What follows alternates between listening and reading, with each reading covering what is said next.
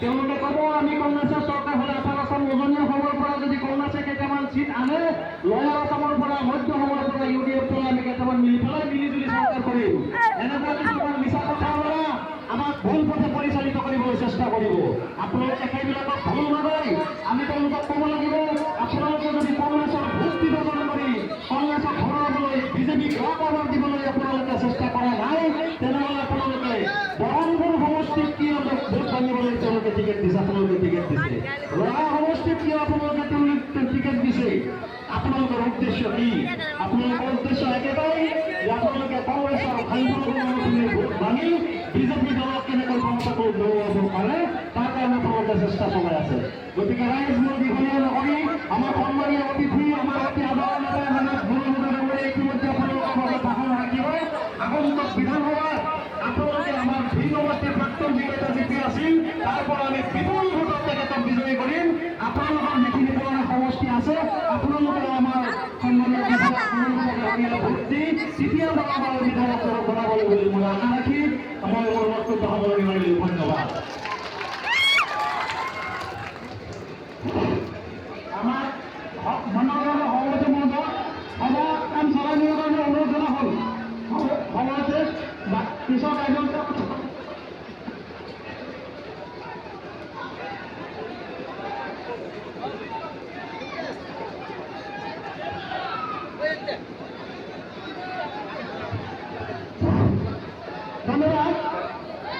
এতিয়া আমি যাৰ কাৰণে আমাৰ মাননীয় সম্মানীয় আমাৰ বিধায়ক মহোদয় আৰু ইয়াত আমাৰ উপস্থিত সন্মান থাকন এতিয়া আমাৰ মানৱ বিধায়ক সুপ্ৰিয় অভিনন্দন হাউদৰ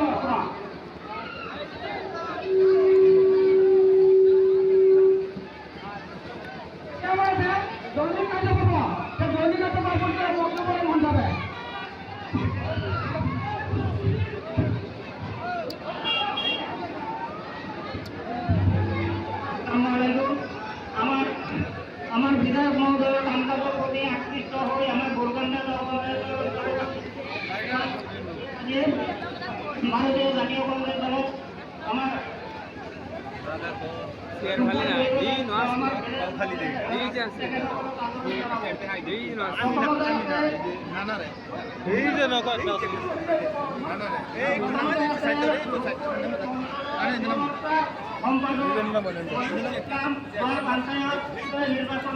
এই যে মাত্র একটা চেয়ার খালি আছে এই যে মাত্র এখন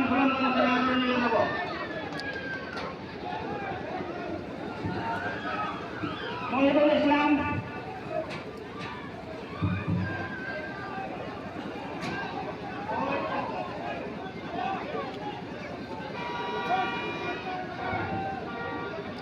মহিদুল ইয়ার ভিতর আছে মোহাম্মদ আলীর পিতা ইন্তাজ আলী 8 নম্বর বড়ামো।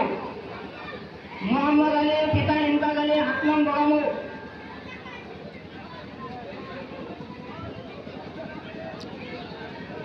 ইয়ার ভিতর আছে ফখরউদ্দিন পিতা সমাজ আলী 4 নম্বর বড়ামো। ফখরউদ্দিন ইয়ার ভিতর আছে ইউনুস আলীর পিতা ইব্রাহিম আলী 8 নম্বর 4 নম্বর বড়ামো 5 নম্বর বড়ামো। ইউনুস আলী ইয়ার ভিতর আছে ইয়াসিন আলী পিতা নুরুদ্দিন মুন্সি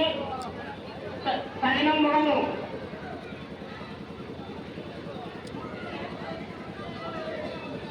ইয়ার পিছত আছে হবিবুর রহমান 6 নং বড়ামো।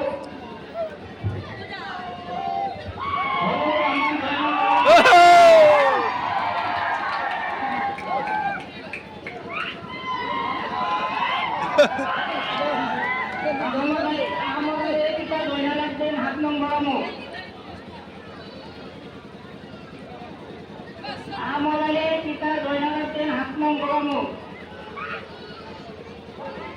দিলদার হোসেন পিতা তহর আলী 8 নং বড়ামো। ধন্যবাদ। আমার আদৰণীয় ইমানদিন আৰু আপোনাৰ যিটো এই যোগদান কাৰ্য আছে আমাৰ ইমানটো অন্তৰ্ভুক্ত হৈছে আৰু বাকী দুই এজন আছে আহিলে আমি এতিয়া আমাৰ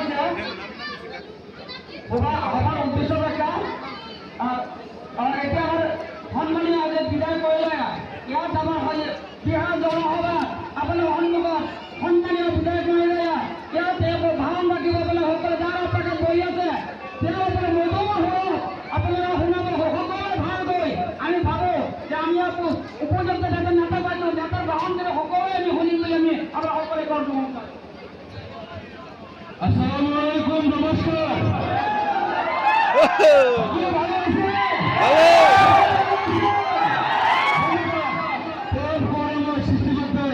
আমার সকলকে ভালো এখন মনে রাখো সকলের যে আনন্দ ফুর্তি থাকলেও পারে এরকম একটা পরিবেশ সৃষ্টি করে দিও তাকে কামনা করেছি আজি দুর্বন্ধ গণতন্ত্রের ব্যবস্থাপনা এই নির্বাচনী প্রচার হওয়ার সহযোগিত করে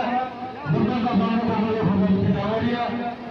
আমরা বগুড়াগুড়ি ব্লক কংগ্রেসের সভাপতি আছেন হমিদা ডাঙরিয়া বগুড়াগুড়ি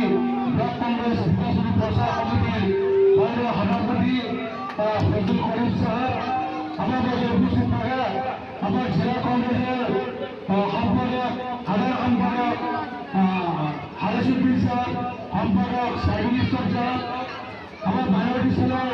মাননীয় সভাপতি বড়া রুল আমির সাহেব আঞ্চলিক পঞ্চায়েতের সভাপতি ডাঙরিয়ানী এই গ্রাম পঞ্চায়েতের আঞ্চলিক সদস্য গ্রাম পঞ্চায়েতের নির্বাচিত প্রতিনিধি আর ইয়াত উপস্থিত থাকা মহিলা কংগ্রেসের অগণপরে মহিলা কংগ্রেসের জ্যেষ্ঠ সভানেত্রী মোৰ সহধৰ্মিনী নাৰায়ণ নাৰায়ণ ডাঙৰিয়া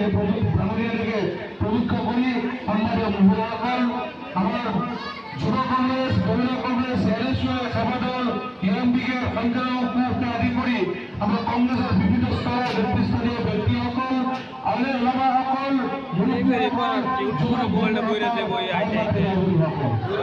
মই মুখ্যমে আপোনালোকক ধন্যবাদ জ্ঞাপন কৰিছো যে আজি তৃতীয়খন সভা নিজৰ গাঁওখন উপস্থিত হৈ মোক সময় দিছে দ্বিতীয় সভাখন কৰি আহিলো বৰগণিত শিলজল ভাঙি আজি সকলো ওলাই আহি কংগ্ৰেছক মোক সমৰ্থন দিছে বিপুলভাৱে সমৰ্থন দিছে হাজাৰ হাজাৰ খেলি মোক অভিনয় দিছে ঠিক তেনেদৰে পূৰ্বাঞ্চল প্ৰধান কংগ্ৰেছতো আজি যুৱ কংগ্ৰেছৰ নেতৃত্বত হাজাৰ হাজাৰ যুৱক বন্ধুসকলে মোক তাকেৰে এক বিজুৰ পৰ্যন্ত মোক আদৰি লৈ আনিছে গতিকে আপোনালোকৰ এই উপস্থিতিত মই আপোনালোকক ধন্যবাদ আৰু কৃতজ্ঞতা জ্ঞাপন কৰিছোঁ আচলতে আমি অহা 9 এপ্ৰিল তাৰিখে আমাৰ নিৰ্বাচন হ'ব এই নিৰ্বাচন হ'ব আমাৰ একত্ৰিত ৰক্ষা নিৰ্বাচন এই নিৰ্বাচন হ'ব বিবেক আৰু আবেগৰ মাজত যুঁজ আমি বিবেকৰ দ্বাৰা পৰিচিত হ'ম না আবেগৰ বশৱৰ্তী হৈ ভোট দিম আমি চিন্তা কৰিব লাগিব আমি কেনেকৈ মোৰ সন্মান ইচ্ছুকৰ সহিত আমি থাকিব পাৰোঁ আজি এজিপি বিজেপি সাম্প্ৰদায়িক চৰকাৰে মানুহৰ ঘৰত বনবজাৰ চলাই আছে আজি পেট্ৰল বন্ধ কৰি আছে উচ্ছেদ কৰি আছে আজি আমাৰ যিখিনি প্ৰাপ্যৰ পৰা বঞ্চিত কৰিছে আমাক লাঞ্ছিত কৰিছে আমাক খণ্ডিত কৰি আছে আমাক অন্যায় অত্যাচাৰ কৰি আছে আমাৰ আইনক্ষী ভাই-ভনীসকলক অপমান কৰি আছে আমাৰ বিৰোধীসকলক অপমান কৰি আছে আমাক বিভিন্ন ধৰণে তিৰস্কাৰ কৰি আছে আমি অচিনাকি মানুহ অসমত বুলি আমি অচিনাকি মানুহ যদি আমি অচিনাকি মানুহ খুলিলে আমি এইবাৰ চিনাকি দিব লাগিব আমি হমলা আমি